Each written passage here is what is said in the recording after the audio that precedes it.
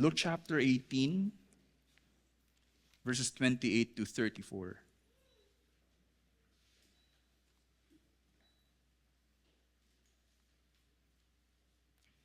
Luke 18, verse 28 to 34. So, church, hear the word of the Lord. And Peter said, "See, we have left our homes and followed you." And he said to them, "Truly, I say to you, there is no one who has left house or wife or brothers or parents or children for the sake of the kingdom of God, who will not receive many times more in this time, and in the age to come, eternal life." And taking the 12, he said to them, "See, we are going up to Jerusalem, and everything that is written about the Son of Man by the prophets will be accomplished. For he will be delivered over to the Gentiles and will be mocked and shamefully treated and spit upon. And after flogging him, they will kill him, and on the third day he will rise." But they understood none of these things. This saying was hidden from them, and they did not grasp what was said. Church, this is the word of the Lord. Amen. Sige po, please be seated.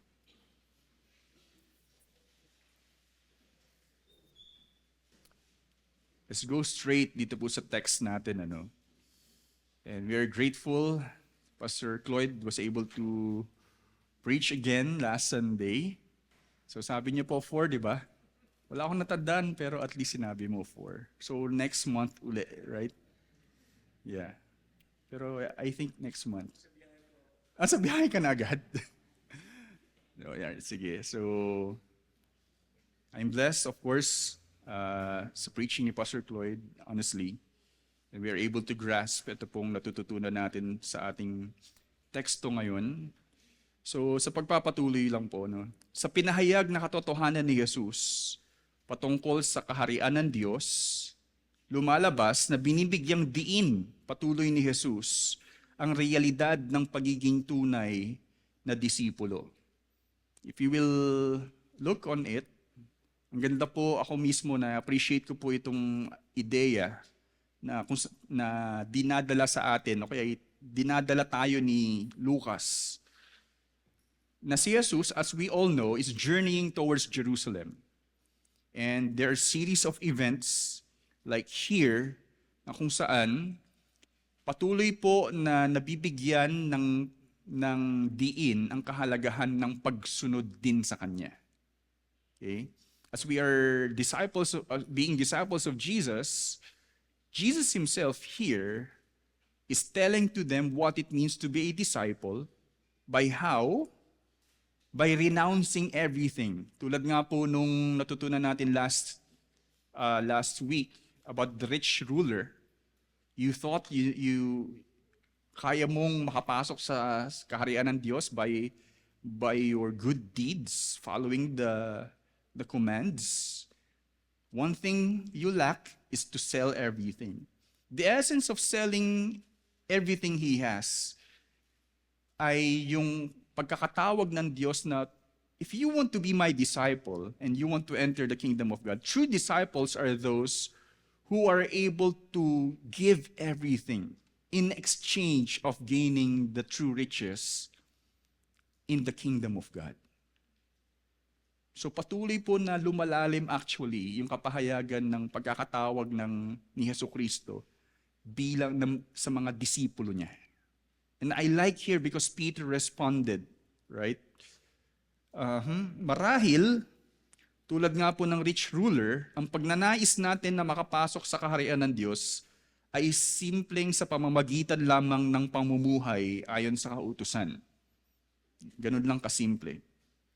Ngunit sa puntong ito ng salaysay, ang pagpasok sa kaharian ng Diyos ay nagtatalaga ng buhay na ganap na isinusuko ang lahat para sa higit na gantimpala ng kaharian ng Diyos.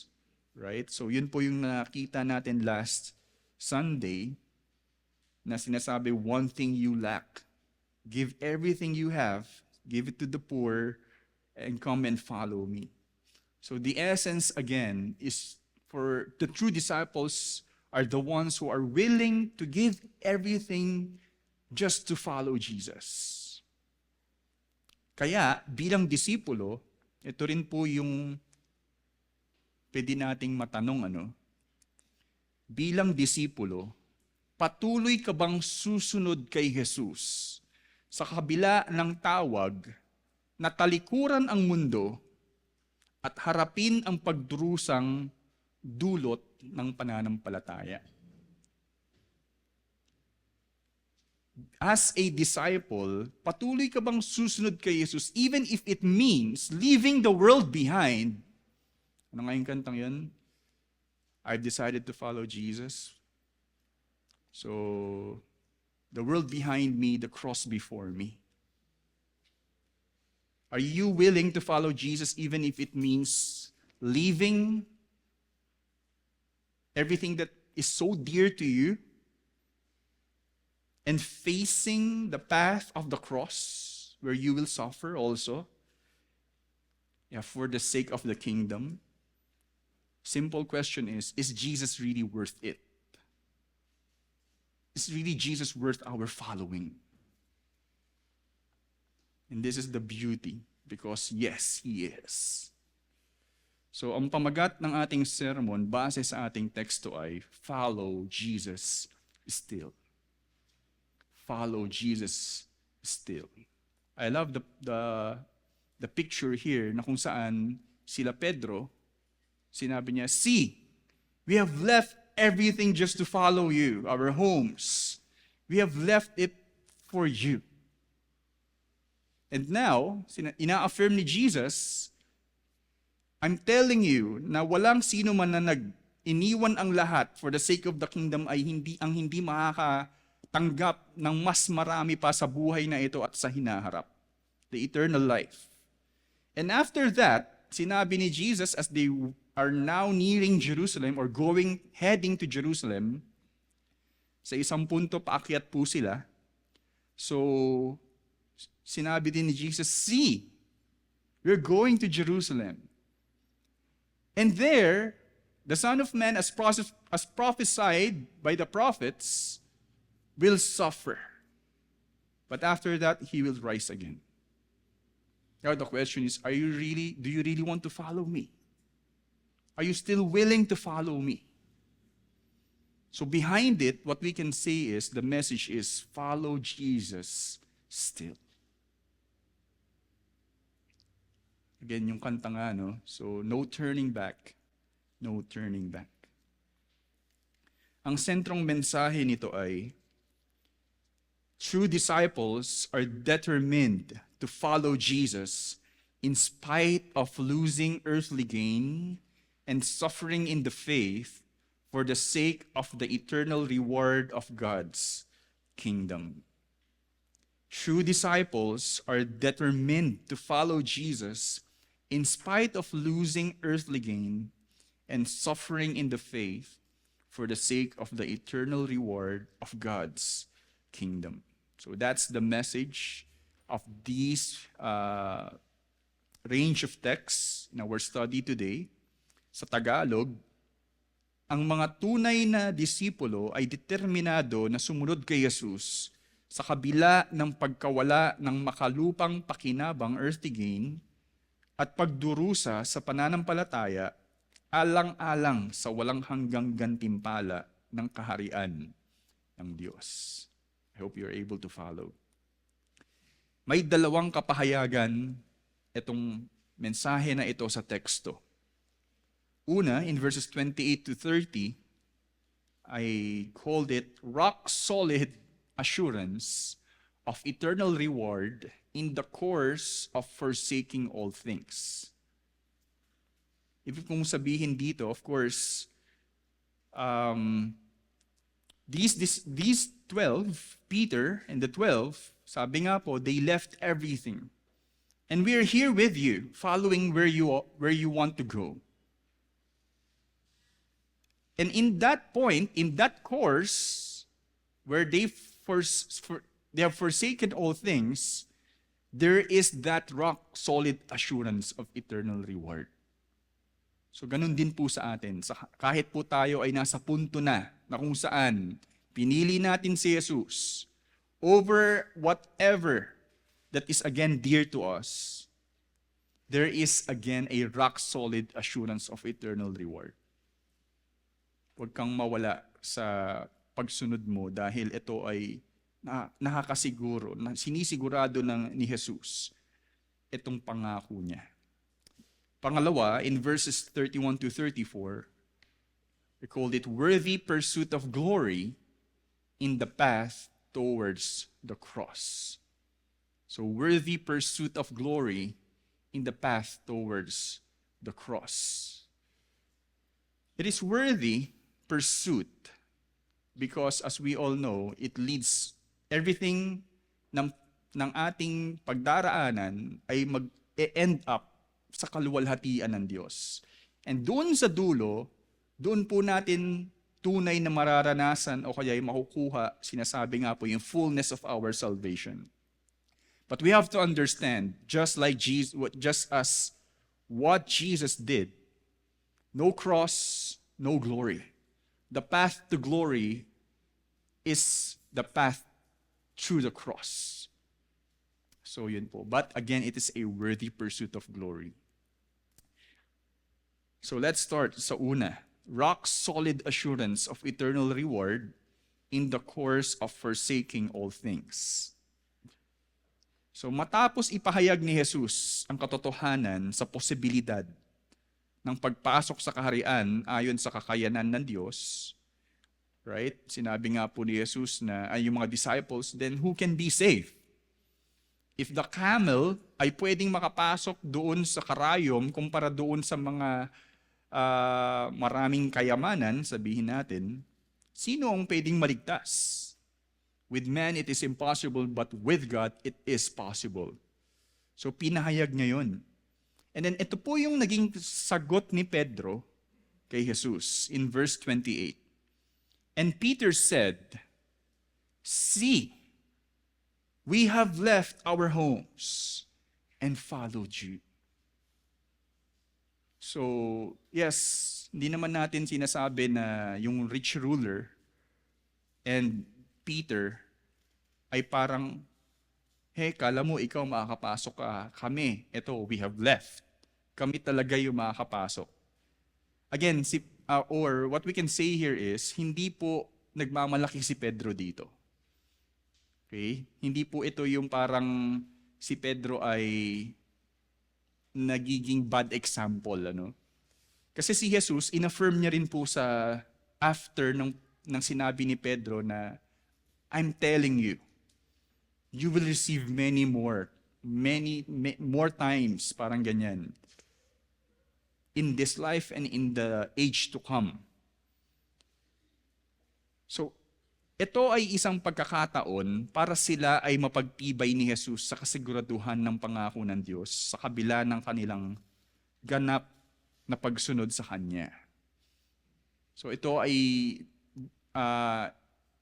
kumbaga yung pagkakabanggit na yun ni Pedro ay isang pagkakataon para mapagtibay ni Jesus na yes, that's what you did, but I want to assure you, walang mangyayari sa inyong masama. Masasabing si Pedro at ang mga apostol ay naghahayag ng purong saloobin. Meron po silang, pure intent, let's say, sa kanilang pagsunod kay Jesus. And they're really saying, with all honesty and sincerity, iniwan talaga namin, O Diyos, ang lahat para sa iyo. We are all in. You want to follow you. We are enjoying our life, our business, of course, yung parang they're fishermen. And sabi nga, they left the net and they followed Jesus. Another one, si Levi, si Matthew, when he encountered Jesus as a tax collector, he left also. everything and follow Jesus. So Peter, kahit siya'y nagsalita dito, he is like saying, we have left everything. As in general, sila pong mga apostol ay talagang namuhay ng tapat para kay Jesus, that they are willing to leave everything behind for them, for Jesus, for the sake of the kingdom. Binigyang larawan dito sa naging sagot ni Pedro ang marka ng mga tunay na disipulo na kalugod-lugod sa kaharian ng Diyos. This is the mark of a true disciple. Na hindi lang kasusunod because of whatever na para lang sa'yo, pero if you see Jesus as worthy of everything, talagang siya ang pupuntahan mo. Versus anything na pwede mo pang i-consider na hindi, ito na lang. This is a mark of a true, this is what discipleship also is all about. Kaya pinagtibay ito ni Jesus. Sa kanyang sagot sa verses 29 to 30, Jesus replied, and he said to them, "Truly I say to you, there is no one who has left house or wife or brothers or parents or children for the sake of the kingdom of God, who will not receive many times more in this time, and in the age to come, eternal life."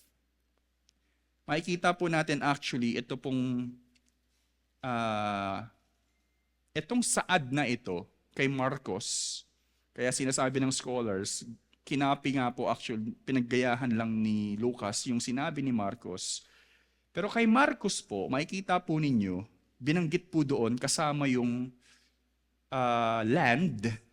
Di ba sabi po dito, you who have left house or wife or brothers, pero kay Mark, sa Mark 10:29 to 30, which includes also yung land, also yung property, and also persecution.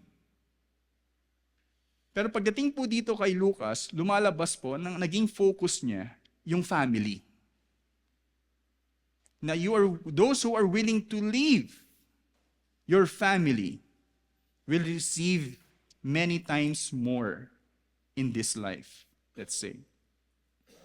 So gaya ng pinapahayag ni Jesus sa salaysay ni Lucas, we're talking about the whole style ng pinapakita ni Jesus dito sa narrative. Binibigyang diin patuloy na hindi bibiguin ng Diyos ang sinumang ganap na nananampalataya at sumusunod sa Kanya, kung saan magaganap ang malaking pagbaliktad ng sitwasyon sa huli. Again, yung sa Luke, laging may style of reversal. So dito po, pinapakita muli na I'm telling you, kung yan man yung nararanasan nyo ngayon because of faith, kung yan man ang magiging resulta ng inyong buhay ngayon because sa inyong pagsunod sa akin, I tell you, in the end, or even in this time, mas marami kayong marireceive than what probably you might enjoy instead of following me. Ang kawalan ng mga mahalagang bagay sa atin, kapalit ng ating pagsunod kay Jesus, ay sinasabing tatanggap ng higit sa panahong ito at sa panahong darating, lalo't higit ang buhay na walang hanggan. Yun lang po yung mismong sinasabi dito. Yes, you have left everything, let's say, even your dear ones.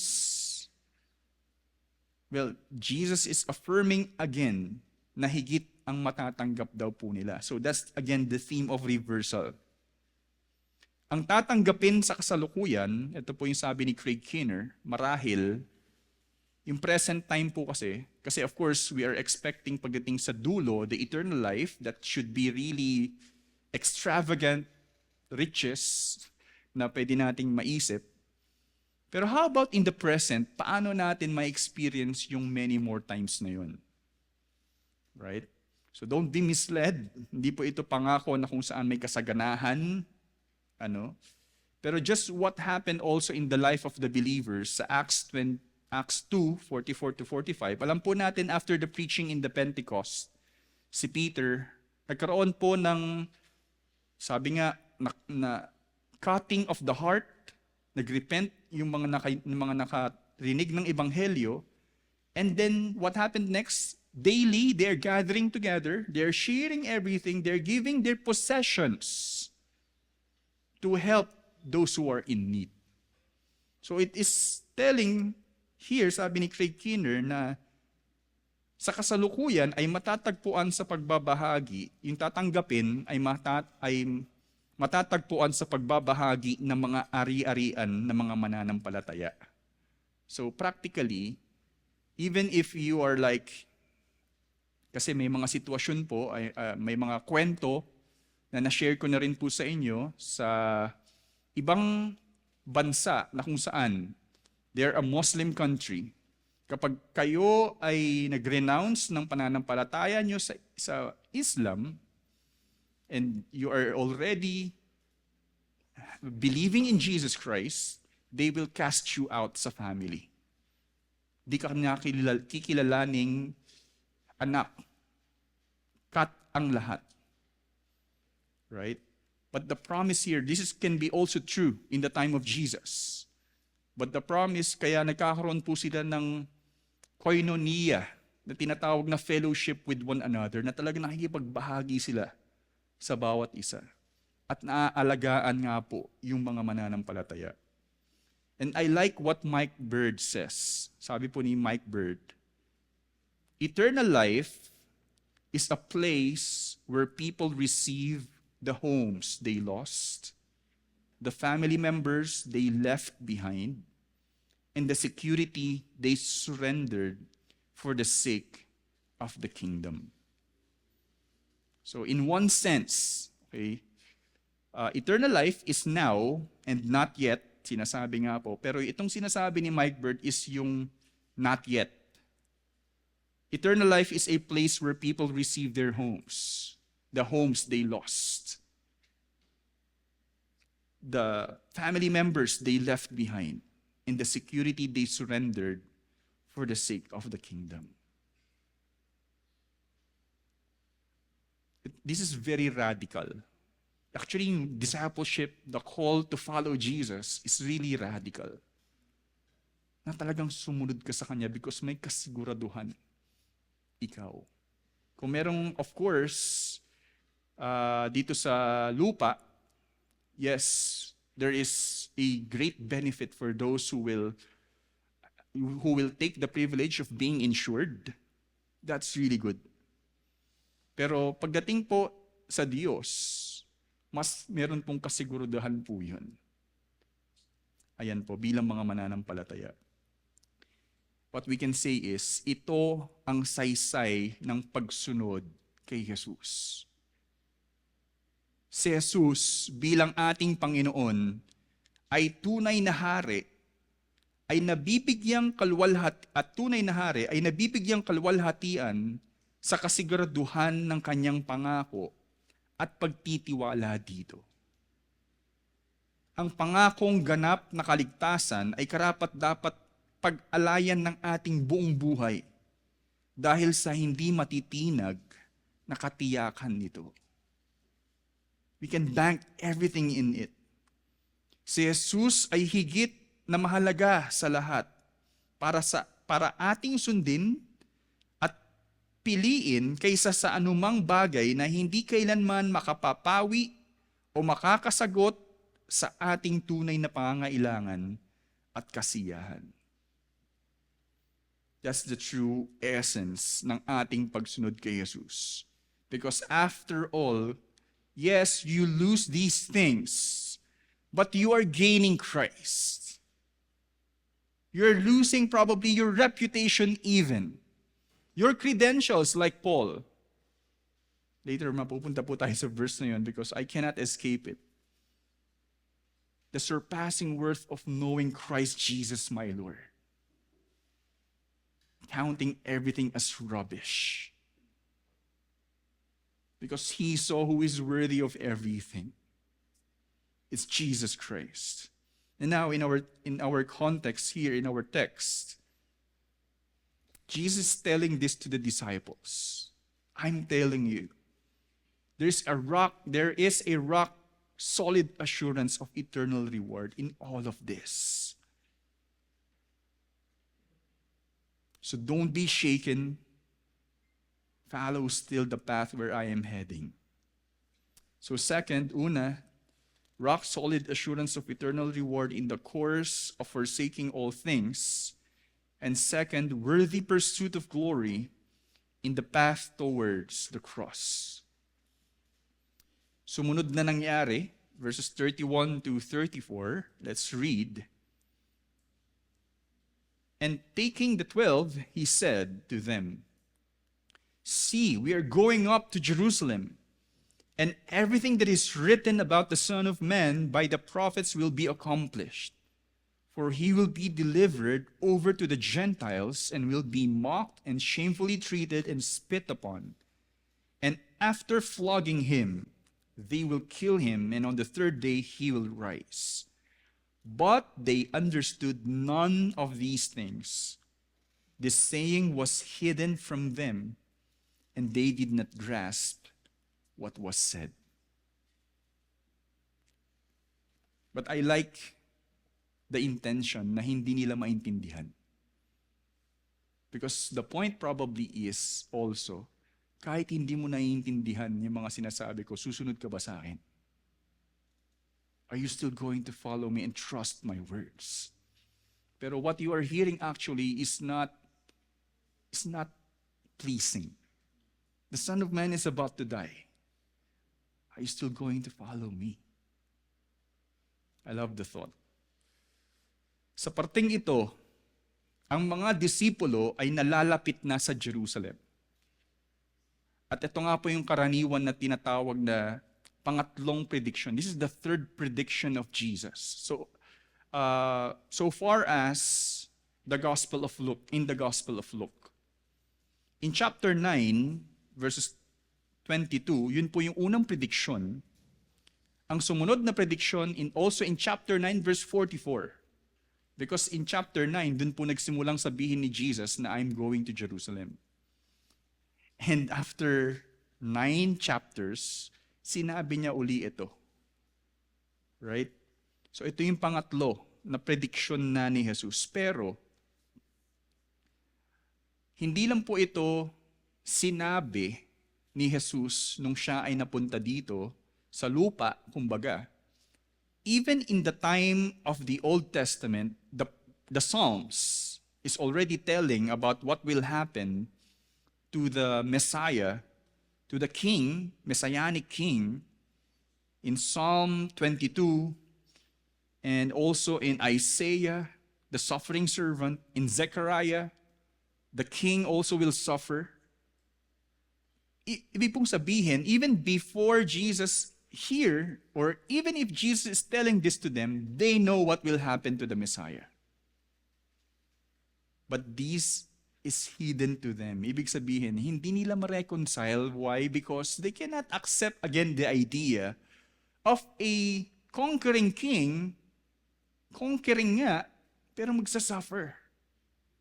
But they do not know yung pag-conquer ni Jesus is through His humility. Yung pag-conquer ni Jesus is through His death. Na yung pagsugpo ng sumpa ng kasalanan ay sa pamamagitan ng pag-alay ng kanyang buhay. At dun siya magtatagumpay. Again, di nila naintindihan ito. Nakita po nila ito after the resurrection. Doon nila na-appreciate yung sinabing ito ni Jesus. Sinabi muli ni Jesus na ang sasapitin ng Son of Man, the term used in Daniel, ayon sa mga propesiya kung saan ito ay ibibigay, the Son of Man ay ibibigay sa kamay ng mga hentil. Sino yung mga hentil na ito? The Romans. Nakukutya sa kanya, hahamakin at duduraan, siya ay hahagupitin at papatayin, ngunit sa ikatlong araw, muli siyang mabubuhay. Think about itong precise na mga sinabi ni Jesus. And if you are part of the 12, along the way, dapat nakikita mo na itong sinasabi ni Jesus nangyayari. But they will appreciate this nung si Jesus ay nabuhay muli. Again.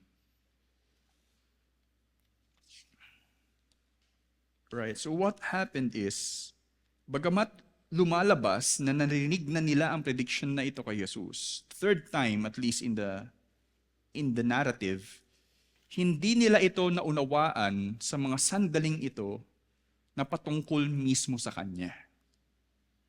Hindi nila naunawaan. Sinasabing ang kahulugan nito ay inilihim sa kanila at hindi nila nalalaman ang sinabi ni Jesus.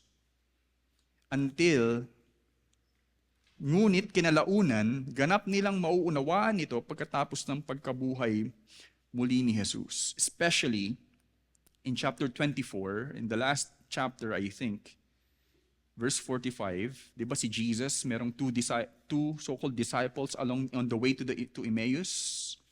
Hindi nila naintindihan na ba't nagsuffer si Jesus. In-explain ni Jesus to them na all the Moses, the Psalms are pertaining to me. Until pinakita na hindi nila alam na si Jesus yung kasama nila. And when Jesus break the bread, their eyes were opened. At sinabi, He opened their minds to understand the scriptures. At that point, doon nila naintindihan yung sinabing ito ni Jesus. Ganap nilang maunawaan ito nung si Jesus ay nabuhay na kanilang ikinalugod ang ganap na saysay ng kanyang kamatayan at muling pagkabuhay. Yung full understanding nito ay yung saysay ng kaligtasan para sa kanila. Na totoo nga.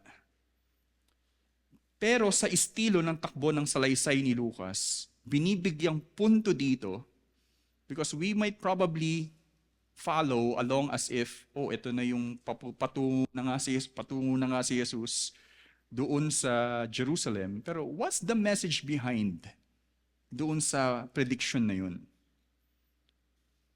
Sa estilo ng takbo ng salaysay ni Lucas, binibigyang punto dito ang katotohanan ng pagsunod kay Jesus tungo sa kaharian ng Diyos. Si Jesus, kasama ang mga disipulo at ang 12, ay tumutungo sa Jerusalem para harapin ang kahirapang kahihinatnan na sinabi mismo ni Jesus sa kanila. On their way to Jerusalem, they do not realize what will take place in Jerusalem. Hindi nila alam kung ano din yung posibleng mangyari sa kanila. Bagamat sila ay binigyang kasiguraduhan ng higit na pagpapala sa huli, right? They were assured, you will receive many than what you have presently. Bagamat inassure sila pa rin ay patungo sa realidad ng kahihinatnan ng pagsunod kay Jesus tungo sa kaluwalhatian. The picture here is, we have left everything. Oh yeah, see, we're going to Jerusalem.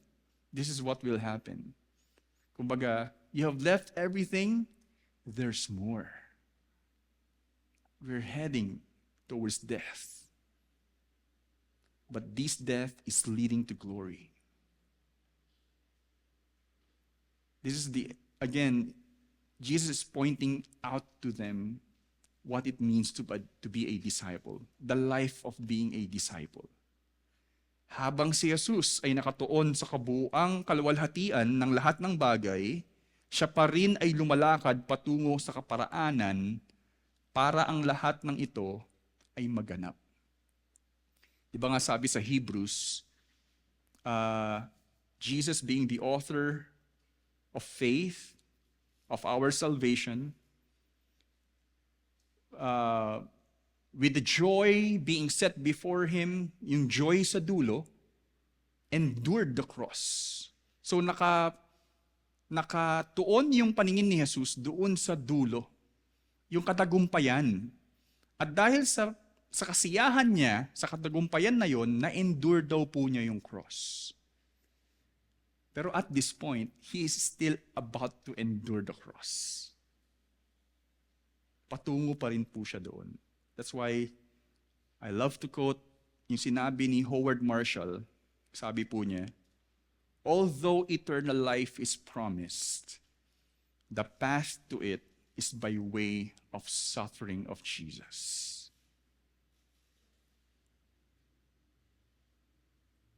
Magaganap lamang ang pangakong buhay na walang hanggan sa pamamagitan ng kamatayan sa krus at pagkabuhay muli ni Jesus.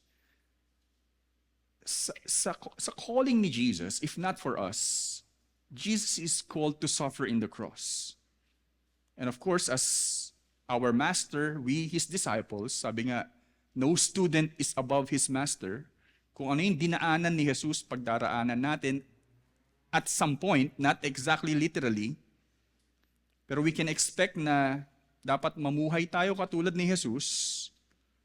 Lumalabas po sa pagkakatawag ni Jesus, bago mangyari yung redemption ng lahat, kailangan niyang ibuwis yung buhay niya. Kailangan siya yung mag-suffer actually for us.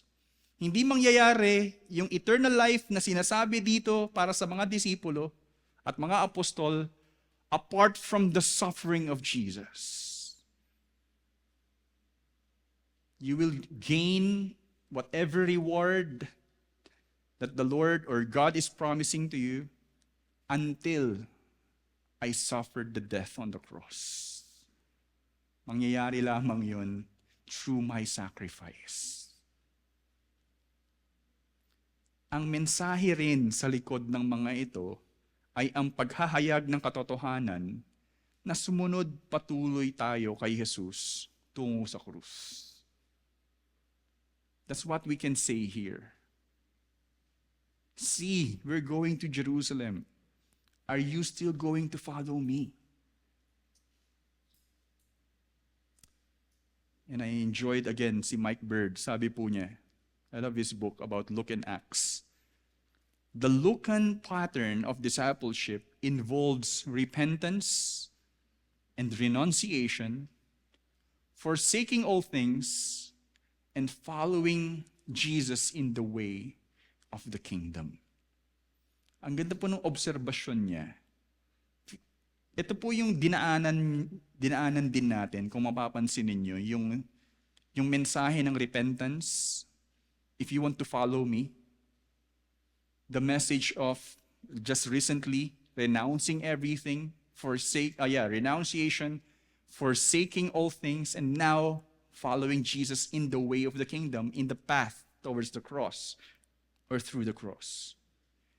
Ang tanging daan papunta sa kaharian ng Diyos ay ang landas na tinatahak ni Jesus tungo sa krus. Yun po yung daan papunta sa kaharian ng Diyos. Ang tanging paraan para tayo ay ganap na mamuhay sa kaharian ng Diyos ay ang buong pagsuko ng lahat kay Jesus at pagyakap sa kalwalhatiang idinudulot ng krus. Let me also try to explain. It is through our surrender everything to Jesus Christ. That's the clear message of the way to the kingdom. Surrender everything. And to embrace the cross and the glory that we get out of the cross. Whatever it takes, Lord, but I will hold on to your cross. I will cling to the cross because of the glory that it cost. Parang naidudulot nito sa aking buhay.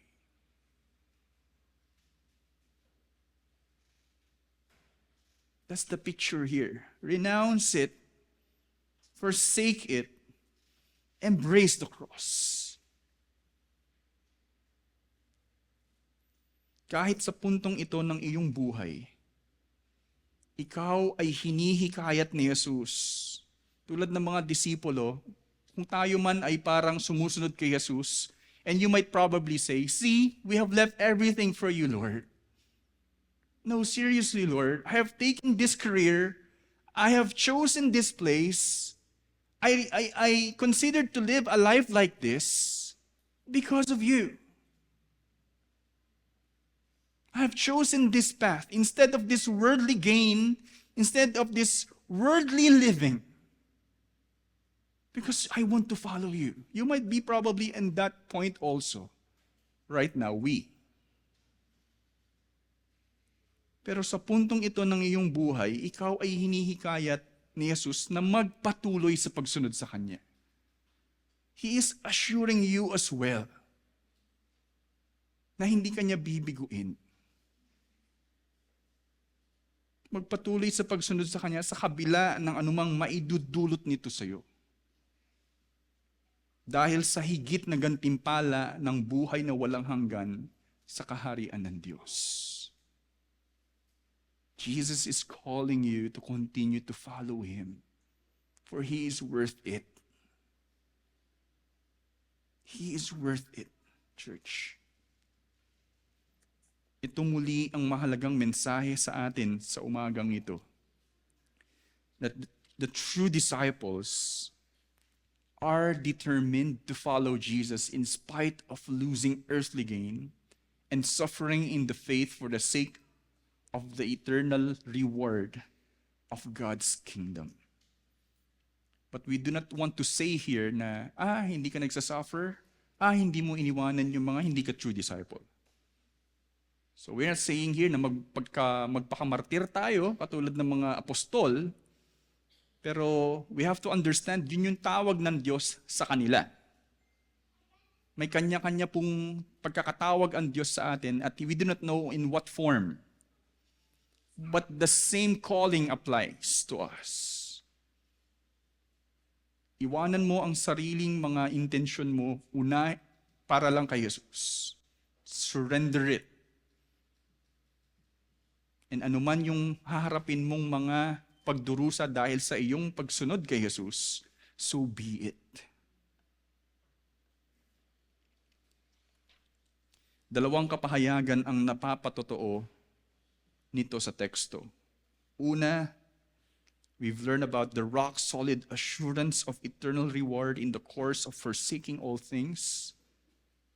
Worthy pursuit. Second, worthy pursuit of glory in the path towards the cross.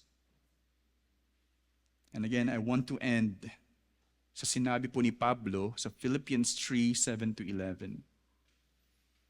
Of course, ang mga kausap po niya dito, yung mga nagmamalaki na sila ay mga magagaling, matutuwid. And sinabi niya, is that what you have? I'm Hebrew of Hebrew, I'm tribe of Benjamin. I did this and I did that. But he said in verse 7, but whatever gain I had, I counted as loss for the sake of Christ. Indeed, I count everything as loss because of the surpassing worth of knowing Christ Jesus, my Lord. For His sake, I suffered the loss of all things and count them as rubbish, in order that I may gain Christ and be found in Him, not having a righteousness of my own that comes from the law, but that which comes through faith in Christ, faith that I may know Him and the power of His resurrection, and may share His sufferings, becoming like Him in His death, that by any means possible I may attain the resurrection from the dead. Ano man po yung mga bagay na alam po natin na mahirap pong iwanan natin, mahirap isuko. In one aspect, probably kasalanan, na alam po nating mali. Alam po nating hindi kalugod-lugod sa Diyos. Pero kung yun po ay tingin natin na hindi matagal ko nang ang hirap ng iwanan ito .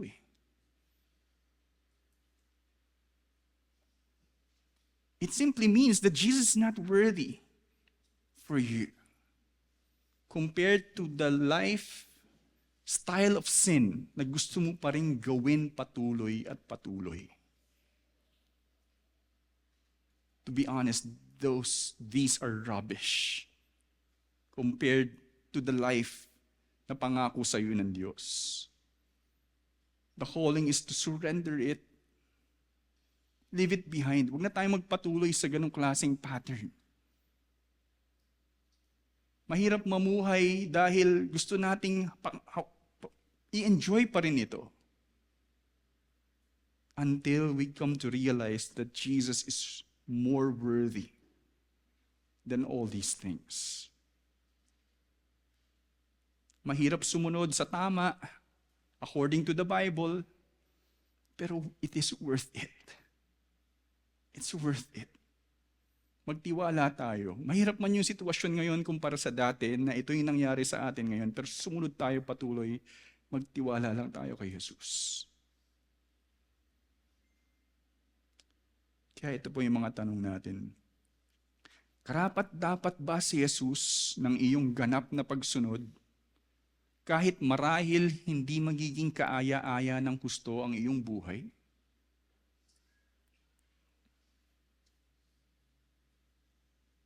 Are you willing? Is Jesus really worth it after all? Magpapatuloy ka ba sa pagsunod mo kay Jesus kahit ikaw ay itakwil ng iyong pamilya? This is a serious question na hindi po natin tinatanong pero si Jesus mismo ay ina-address in our text. And some of us probably ay may ganito pong sitwasyon. Susunod ka pa rin ba kay Jesus kahit hindi mo makakamit ang marangyang buhay tulad ng iba dito sa mundo? Because probably we have like Asaph in Psalm 73. Bakit pa yung mga wicked people o Diyos ang nagsasucceed? Ako nagpapatuloy dito sa templo. They're having fat bodies because they eat good food.